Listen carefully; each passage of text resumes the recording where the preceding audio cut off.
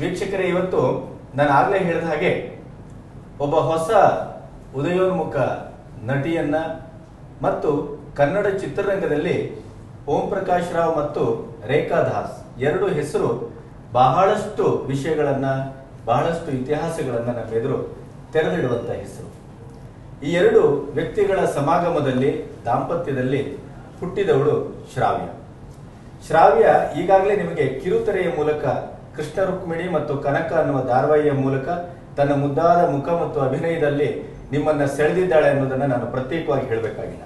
ಆದ್ರೆ ಆಶ್ಚರ್ಯದ ವಿಚಾರ ಏನಂತಂದ್ರೆ, ರೇಖಾದಾಸು ಇವತ್ತಿನವರೆಗೂ ಈ ಹಲವಾರು ಏಳು ಬೀಳುಗಳ ಮೂಲಕ, ನೋವು ನಲಿವುಗಳ ಮೂಲಕ ತನ್ನದೇ ಆದಂತ ಒಂದು ಇಮೇಜ್ ಅನ್ನ, ಬದುಕನ್ನ, ಒಂದು ಸಂಸಾರವನ್ನ ಕಟ್ಟಿದಂತ ಧೀಮಂತ ಹೆಣ್ಮಗಳು.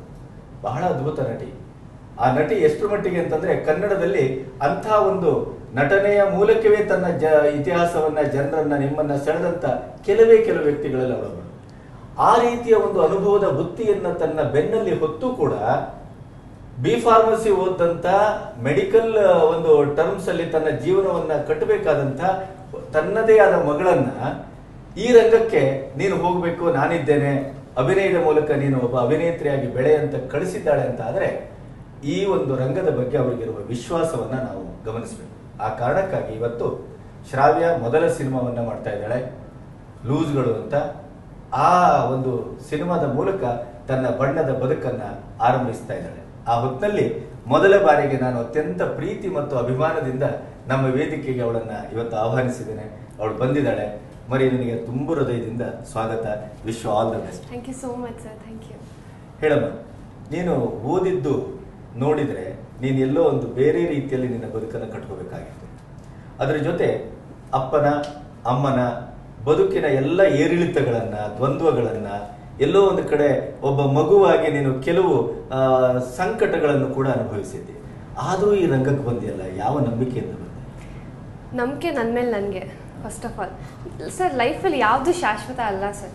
ಒಬ್ರಿಗೊಂದು ಪ್ರಾಬ್ಲಮ್ ಅಂದರೆ ಇನ್ನೊಬ್ರಿಗೊಂದು ಪ್ರಾಬ್ಲಮ್. ಇವತ್ತು ನನಗೆ ಈ ಪ್ರಾಬ್ಲಮ್ ಇದೆ, ಆ ಪ್ರಾಬ್ಲಮ್ ಇದೆ, ಅಳ್ತಾ ಕೂತ್ಕೋತೀನಿ. ನಾಳೆ ಪಕ್ಕದ ಮನೆಯವರು ಅವ್ರಿಗೆ ನನಗಿಂತ ಇದಕ್ಕಿಂತ ದೊಡ್ಡ ಪ್ರಾಬ್ಲಮ್ ಇದೆ ಅಂತ ಅವ್ರು ಅಳ್ತಾ ಕೂತ್ಕೋತಾರೆ. ಯಾವತ್ತೂ ಯಾರು ಹೊಣೆ ಆಗಲ್ಲ. ಇವತ್ತು ನನ್ನ ಲೈಫ್ ಹೆಂಗಿದೆ ಅದು ನನ್ನ ಮೇಲೆ. ನಮ್ಮ ಅಪ್ಪ ಅಮ್ಮ ಪಾಪ ಅವ್ರದ್ದು ತಪ್ಪಿಲ್ಲ, ಅವ್ರ ಲೈಫ್ ಆಗಿತ್ತು, ಆ ಟೈಮ್ ಆಗಿತ್ತು. Time matters sir. ಯಾರನ್ನೂ ಬ್ಲೇಮ್ ಮಾಡಬಾರ್ದು. ಯಾವ ಪ್ರಾಬ್ಲಮ್ಸು ಯಾವುದಕ್ಕೂ ಹೊಣೆ ಅಲ್ಲ. ಎಲ್ಲರ ಲೈಫ್ ಅವ್ರವ್ರಿಗೆ. ನಮ್ಮ ಅಪ್ಪ ಅಮ್ಮ ಏನು ಮಾಡಿದ್ರು ಅದು ಅವ್ರಿಗೆ. ನಾನು ಹೆಂಗೆ ನನ್ನ ಲೈಫ್ ಲೀಡ್ ಮಾಡ್ತೀನಿ ಅದು ನನಗೆ. ನಮ್ಮ ಅಪ್ಪ ಅಮ್ಮಂದು ಏನು ತಪ್ಪಿಲ್ಲ. ನಾನು ತುಂಬ ಚೆನ್ನಾಗಿ ಬೆಳೆಸಿದ್ದಾರೆ ಅವರು. ಅವ್ರ ಪ್ರಾಬ್ಲಮ್ಗಳು ಏನೇ ಇರ್ಬೋದು. ಸಾವಿರ ಜನಕ್ಕೆ ಸಾವಿರ ಪ್ರಾಬ್ಲಮ್ ಇರುತ್ತೆ. ನನ್ನನ್ನು ಚೆನ್ನಾಗಿ ಬೆಳೆಸಿದ್ದಾರೆ. ನಾನು ಇವತ್ತು ಇಲ್ಲಿ ಕೂತಿದ್ದೀನಿ ಅದಕ್ಕೆ ನಮ್ಮ ಅಪ್ಪ ಅಮ್ಮ ಕಾರಣ. ಅಪ್ಪ ಅಮ್ಮ ಇರಲಿಲ್ಲ ನಾನು ಯಾಕೆ ಇಲ್ಲಿರ್ತಿದ್ದೆ? ಅಪ್ಪ ಅಮ್ಮ ಸರಿ ಇಲ್ಲ ಹಂಗೆ ಅಂತೆಲ್ಲ ಮಾತಾಡ್ತಾರೆ. ಅಪ್ಪ ಅಮ್ಮ ಸರಿ ಇಲ್ಲ ನಾನು ಯಾಕೆ ಇಲ್ಲಿರ್ತಿದ್ದೆ? ನಿನ್ನ ನೋಡಿದ್ರೆ ಅಪ್ಪ ಅಮ್ಮ ನೋಡಿದ್ರೆ ಹಾಂ, ಇಬ್ಬರದು ಮಿಶ್ರಣ ಕಾಣುತ್ತೆ. ಐನೋ. ಅದಕ್ಕೆ ನಾನು ಹೇಳಿದ್ದು ಸರ್, ನನ್ನ ಮೇಲೆ ನನಗೆ ನಂಬಿಕೆ. ನಾನು ಯಾರು ಡಿಪೆಂಡಬಲ್ ಅಲ್ಲವೇ ಅಲ್ಲ. ನಾನು ತುಂಬ ಇಂಡಿಪೆಂಡೆಂಟ್, ತುಂಬ ಪ್ಯಾಷನೇಟ್ ಆಗಿ ಥಿಂಕ್ ಮಾಡ್ತೀನಿ. ಫಸ್ಟ್ ಆಫ್ ಆಲ್ ನನಗೊಂದು ಗೋಲ್ ಅನ್ನೋದಿದೆ. ಏಮ್ ಅನ್ನೋದು ಒಂಥರ ಅರ್ಜುನನ್ ಬಾಣನ ಥರ, ಕಣ್ಣು ಥರ ನಂದು. ಬಾಣ ಬಿಟ್ಟರೆ ಅಲ್ಲಿಗೆ ಹೋಗಿ ಬೀಳ್ಬೇಕದು. ಆ ಥರ ಏಮ್ ನಂದು. ಸೊ ಕಣ್ಣು ಅದೇ ಥರ ಇದೆ. Thank you so much. ತುಂಬ ಜನ ಹೇಳಿದ್ದಾರೆ. ಆಮೇಲೆ ನಾನು ಮೆಡಿಕಲ್ ಓದಿದ್ದೀನಿ, ಕರೆಕ್ಟ್. ಬಿ ಫಾರ್ಮಸಿ ಕಂಪ್ಲೀಟ್ ಮಾಡಿದ್ದೀನಿ. ಅದು ನಾನು ಸ್ಟಡಿ ಮಾಡಲೇಬೇಕು, ಓದಲೇಬೇಕು. ಅದು ತುಂಬ important. Knowledge is everything. But ಓದಲೇಬೇಕು. ಬಟ್ ನನಗೆ ಪ್ಯಾಷನ್ ಇದ್ದಿದ್ದು ಮೂವೀಸ್. ತುಂಬ ಪ್ಯಾಷನೇಟ್ ಆಗಿದೆ. ನಮ್ಮಮ್ಮ, ಬಿಕಾಸ್ ನಾನು ರಕ್ತದಿಂದನೇ ಬಂದಿರ್ಬೋದು ಅಂತ ಹೇಳ್ಬೋದು ಅದನ್ನು. ತುಂಬ ಪ್ಯಾಷನೇಟ್ ಆಗಿದೆ ಮೂವೀಸ್ ಬಗ್ಗೆ ಇವತ್ತಿಗೂ ಕೂಡ. ಆಮೇಲೆ ನಮ್ಮಮ್ಮ, ನಮ್ಮ ಡ್ಯಾಡ್ ಆಗಲಿ ಅವರಿಂದಾನೇ ಕಲ್ತಿರೋದು ನಾನು. ಮೂವಿನ ಪ್ರೀತಿಸಬೇಕು. ಯಾವತ್ತು ನಾವು ಸಿನಿಮಾನ ಪ್ರೀತಿ ಮಾಡ್ತೀವೋ ಅದು ಜನ ಡೆಫಿನೆಟ್ಲಿ ತಗೋತಾರೆ. ಸೊ ಇದು ನಮ್ಮ ಅಪ್ಪ ಅಮ್ಮ ನಂಗೆ ಕಲಿಸ್ಕೊಟ್ಟಿರೋ ವಿದ್ಯೆ. ಮೂವಿ ಇಸ್ ಪ್ರೀತಿ. ನಾವು ಎಷ್ಟು ಪ್ರೀತಿ ಕೊಡ್ತೀವೋ ಅದಕ್ಕೆ ಅಷ್ಟೇ ರಿಟರ್ನ್ ಬಂದೇ ಬರುತ್ತೆ. ಬಾಲ್ಯ ಹೇಗಿತ್ತು? ನನ್ನ ಬಾಲ್ಯ ಎಲ್ಲರ ಬಾಲ್ಯ ಹೇಗಿರುತ್ತೆ ಹಾಗೆ ಇತ್ತು. ಕೆಲವು ಪ್ರಾಬ್ಲಮ್ಸ್ಗಳಿರುತ್ತೆ, ನಿಮಗೆ ನೀವೇ ಹೇಳ್ದಂಗೆ. ಅದನ್ನು ನಿನ್ನ ತಾಯಿ ಎಷ್ಟು ಮಟ್ಟಿಗೆ ನಿನ್ನನ್ನು ಅದು ಯಾವುದೂ ಬಾಧೆ ತಟ್ಟದೇ ಇದ್ದಾಗೆ, ಯಾಕೆಂದರೆ ನಿನ್ನನ್ನು ನೋಡಿದ್ರೆ ಒಳ್ಳೆ ಹುಣ್ಣಿಮೆ ಚಂದ್ರ ಅರಳದಾಗಿದ್ದೆ ನೀನು. ನಿನಗೆ ಯಾವುದೇ ರೀತಿಯ ಸಂಕಟಗಳು ಒಳಗಡೆ ಇದೆ ಅಂತ ನಾನು ಭಾವಿಸುವುದಿಲ್ಲ. ಅಷ್ಟು ನಿನ್ನ ಕಣ್ಣು ಶುಭ್ರವಾಗಿದೆ, ನಿನ್ನ ನಗು ನಿಷ್ಕಲ್ಮಶವಾಗಿದೆ. ಇಂಥ ಒಂದು ಬೆಳವಣಿಗೆಗೆ ನಿನ್ನ ತಾಯಿಯ ಕೊಡುಗೆ ಭಾಳಷ್ಟಿದೆ ಅಂತ ನನ್ನ ಭಾವ. Definitely sir. ನಾನು ಇವತ್ತು ಇಲ್ಲಿ ಕೂತಿದ್ದೀನಿ ಅಂದರೆ ನಮ್ಮ ತಾಯಿಂದಾನೆ. ಅವ್ರು ಹುಡ್ಸಿದ್ಕೆ ನಾನು ಇವತ್ತು ಇಲ್ಲಿ ಕೂತಿರೋದು. I am very thankful to you mom. ನೀ ಎಲ್ಲೇ ಇರು, ಕೇಳಿಸ್ಕೊತಾ ಇದೆಯಾ? ನಾನು ಕೇಳಿಸ್ಕೊತಿದ್ರೆ I am very thankful to you. ಎಷ್ಟೇ ಪ್ರಾಬ್ಲಮ್ಸ್ ಇರಲಿ, ನಮ್ಮಮ್ಮ ನನಗೆ ಒಂದೇ ಹೇಳ್ಕೊಟ್ಟಿದ್ವಿ, ವೆಪನ್ ಇಸ್ ಸ್ಮೈಲ್. ನೀನು ಸ್ಮೈಲ್ ಮಾಡಿ ಎಲ್ಲ ಪ್ರಾಬ್ಲಮ್ಸ್ ಮಾಡಿ, ಬೇರೆಯವರು ಪ್ರಾಬ್ಲಮ್ಸ್ ಮಾಡಿದ್ದಾರೆ, ನೀನು ಪ್ರಾಬ್ಲಮ್ಸ್ ಮಾಡಿದ್ಯಾ ಸರ್. ಎಲ್ಲರಿಗೂ ಪ್ರಾಬ್ಲಮ್ಸ್ ಇರುತ್ತೆ, ಮನಸ್ಸು ಶುದ್ಧವಾಗಿರಬೇಕು. ನನಗೂ ನಾನು ಇವಾಗ ಹಿಂಗೆ ನಗ್ತಾ ಇದ್ದೀನಿ, ನನ್ನ ಮನಸ್ಸಲ್ಲಿ 108 ಪ್ರಾಬ್ಲಮ್ಸ್ಗಳಿದೆ, ನನಗೆ ನನ್ನ ಚಿಂತೆಗಳಿದೆ. ಬಟ್ ಯಾವತ್ತು ನಾನು ಹೇಳೋದು, ನಾನು ಒಬ್ರ ಹತ್ರ ಹೋಗಾಯ್ತು, ನಿಮ್ಮ ಹತ್ರ ಬಂದು ಹೇಳಿದೆ ನನಗೆ ಈ ಥರ ಪ್ರಾಬ್ಲಮ್ ಇದೆ ಸರ್, ಲಿಮಿಟ್ವರೆಗೂ ಏನು ಮಾಡ್ತೀರಾ ಸರ್, ಅಡ್ವೈಸ್ ಮಾಡ್ತೀರಾ ಈ ಥರ. ಕೊನೆಗೆ ಯಾರು ಅದನ್ನು ತೊಗೋಬೇಕಾಗಿರೋದು? ನಾನು ತೊಗೊಂಡು ನಾನು ಅನ್ವಯಿಸ್ಕೋಬೇಕಾಗಿರೋದು. ಸೊ ನಾನೇ ಇದು ಮಾಡ್ಕೋತೀನಿ, ನಾನು ಟೀಚರ್ ಆಗ್ತೀನಿ, ನಾನೇ ಅಡ್ವೈಸರ್ ಆಗ್ತೀನಿ.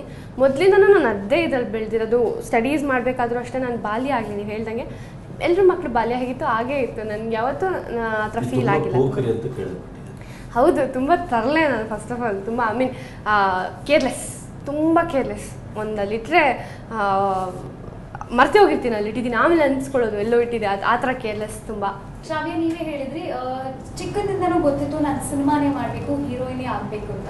ಬಟ್ ಯಾಕೆ ವಾಹಿನಿಯಲ್ಲಿ ಮೊದಲು ಡೆಬ್ಯೂ ಮಾಡಿದ್ರಿ? ಅಂದರೆ ಸಿನಿಮಾಲೇ ಹೀರೋಯಿನ್ ಆಗಿ ಬೆಳಿಬೇಕು ಅಂತಿದ್ರೆ ಧಾರಾವಾಹಿನಿ ಯಾಕೆ choose? Okay, good point. Actually ಏನಂದರೆ, ನಾನು ಹಿಂಗಿರಲಿಲ್ಲ. ಫಸ್ಟ್ ಆಫ್ ಆಲ್ ನಾನು ವೆರಿ ಬ್ಯೂಟಿಫುಲ್, ನಾನು ತುಂಬ ಇದಾಗಂತ ಹೇಳ್ಕೊಳ್ಳಲ್ಲ. ಬಿಗಿನಿಂಗ್ ನಾನು ಸೀರಿಯಸ್ಲಿ ಒಡ್ಡಿ ಥರನೇ ಇದ್ದೆ. ಲೈಕ್ ನಾರ್ಮಲ್ ಸ್ಕೂಲ್ ಹುಡುಗಿ ಹೆಂಗಿರ್ತಾಳೆ, ಕಾಲೇಜ್ಗೆ ಹೋಗೋ ಹುಡುಗಿ ಸ್ಟ್ರೀಕ್ ಮಾಡಿಕೊಂಡು ಹಂಗೆ ಹಿಂಗೆ ಎಲ್ಲ ಇದ್ದೆ. I was in a cinema material. ಸಿನಿಮಾಗೆ ಬರಬೇಕು ಅಂದರೆ ಅದ್ರ ಮೋಲ್ಡ್ ಚೆನ್ನಾಗಿರಬೇಕು. ನನಗೆ ನಾನು ಬಂದರೆ ಯಾವುದೋ ಹೀರೋಯಿನ್ ಬಂದು ಓದ್ಲು ನೋ ಇರಬಾರ್ದು. ನನಗೆ ಬಂದರೆ should come with a bang. ಅಂದರೆ ಇವಾಗ ನಾನು ಆ್ಯಕ್ಟಿಂಗ್ ನಾನು ನಿಮ್ಗೆ ಹೇಳಿದೆ ಫಸ್ಟ್ ಟೈಮ್, ಅದೇ ನಾನು ಇವಾಗ ಫಸ್ಟ್ ಸಿನಿಮಾ ಮಾಡಿದರೆ ಕ್ಯಾಮ್ರಾ ಎಲ್ಲಿ ನೋಡ್ಬೇಕಪ್ಪ, ನಾನು ಇಲ್ಲಿ ನೋಡ್ಬೇಕು ಅಲ್ಲಿ ನೋಡ್ಬೇಕು, ಫುಲ್ ಕನ್ಫ್ಯೂಷನ್. ಸಜೆಷನ್ ಶಾಟ್ ಅಂದರೆ ಏನು, ಕ್ಲೋಸ್ ಶಾಟ್ ಅಂದರೆ ಏನು, MS ಅಂದರೆ ಏನು ಗೊತ್ತಿರ್ತಿರಲಿಲ್ಲ. ಸೀರಿಯಲ್ ಈಸ್ ಮೈ ನೆಲ, ಅಂದರೆ ಬೇಸಿಕ್ ಫೌಂಡೇಶನ್, ಒಳ್ಳೆ ಫೌಂಡೇಶನ್ ನನಗೆ. ಆ್ಯಕ್ಟಿಂಗ್ ಅನ್ನೋದೇನು, ಕ್ಯಾಮ್ರಾ ಸೆನ್ಸ್ ಏನು, ಆರ್ಟಿಸ್ಟ್ ಜೊತೆ ಇಂಡಸ್ಟ್ರಿ ಏನು, ಹೆಂಗೆ ಬಿಹೇವ್ ಮಾಡೋದು, ಮಾತು ಡೈರೆಕ್ಟಾಗಿ ಶೂಟ್ ಮಾಡ್ತಿದ್ದೆ, ಮಾತು ಏನು ಬೇಕಾದ್ರೂ ಮಾತಾಡೋದು. ನೋ, ಇವಾಗ ನನಗೆ ಇಂಡಸ್ಟ್ರಿ ಬಗ್ಗೆ ಗೊತ್ತಾಗ್ತಿದೆ. Now that I know the industry, ಸಿನಿಮಾಗೆ ಬಂದಿದ್ದು ನನಗೆ ಈಸಿಯಾಗಿ ರೂಟ್ ತೋರಿಸ್ತಾ ಇದೆ. ಅದು this is the way you have to go Shravya, ಹಿಂಗೆ ಹೋಗು ಅಂತ ತೋರಿಸ್ತಾ ಇದೆ. So serial is my arrow mark. ಒಂದು ಕಲಾವಿದೆಯಾಗಿ ಮೊದಲ ಹೆಜ್ಜೆ ಇಡುವಾಗ ನಿನ್ನನ್ನೇ ನೀನು ಕಂಡುಕೊಂಡು ನಿನ್ನ ಮೇಲೆ ನೀನು ಡಿಪೆಂಡೆಂಟ್ ಆಗಿರಿ, ಒಂಥರ ನಾನೇ ನನ್ನನ್ನು ರೂಪಿಸ್ಕೊಳ್ತೇನೆ ಅಂತ ಬಂದಿದ್ದೆ. ಆ ಧೈರ್ಯ ಮೆಚ್ಚುವಂಥದ್ದು.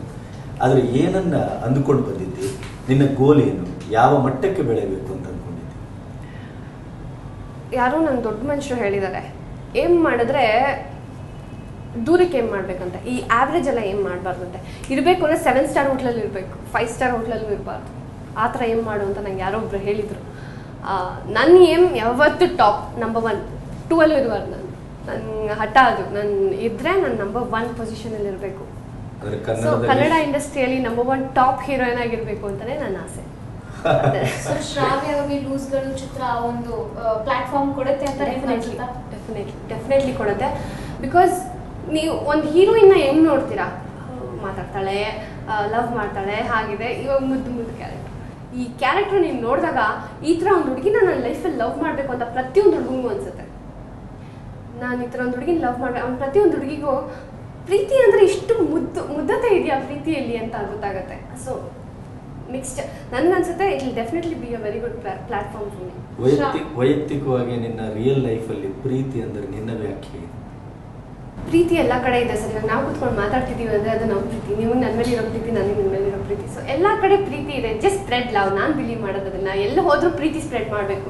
ನಾವೆಷ್ಟು ಆ ಪ್ರೀತಿ ಅನ್ನೋ ವರ್ಡ್ ಎಷ್ಟು ಇಂಪಾರ್ಟೆಂಟ್ ಲೈಫಲ್ಲಿ ಅಂದರೆ ಅದರಿಂದಲೇ ಇವತ್ತು ನಾವೆಲ್ಲ ಇರೋದು. ಜೊತೆಗೆ ನಮ್ಮ ಅಪ್ಪ ಅಮ್ಮ ಎಲ್ಲ ಪ್ರಾಬ್ಲಮ್ಸ್ಗಳು ಇದ್ದೇ ಇರುತ್ತೆ ಸರ್. ಯಾವತ್ತು ಪ್ರೀತಿ ಅನ್ನೋದಿದ್ರೆ ಎಲ್ಲ. ಕಾಲೇಜ್ ಓದುವಾಗ ನಿನ್ನನ್ನು ಪ್ರೀತಿಸ್ತೇನೆ ಅಂತ ಯಾರು ತಾಪತ್ರಯ ಮಾಡಿದ್ರ ಇಲ್ಲೋ ಏನು? ಆ ಟೈಮಲ್ಲೆಲ್ಲ ಇರುತ್ತಲ್ಲ ಸರ್. ಈ ಕಣ್ಣುಗಳಿಗೆ ಅಷ್ಟು ಬೆಲೆ ಇದೆ ಅಂತ ಅಂದ್ಕೊಂಡಿದ್ದೇನೆ. ಕಣ್ಣುಗಳಿಗೆ ಅಟ್ರಾಕ್ಟ್ ಮಾಡುವಷ್ಟು. ಓಕೆ, ಶ್ರಾವ್ಯ ಅವ್ರಿಗೆ ಒಂದು ನಾಟಿ ಕ್ವೆಶ್ಚನ್ ಏನಪ್ಪ ಅಂದರೆ, ನೀವು ಸ್ಯಾಂಡ್ಲ್ವುಡ್ ಬಿಗೀಸ್ 3 ಆ್ಯಕ್ಟರ್ಗಳು ಕೊಡ್ತೀರಿ.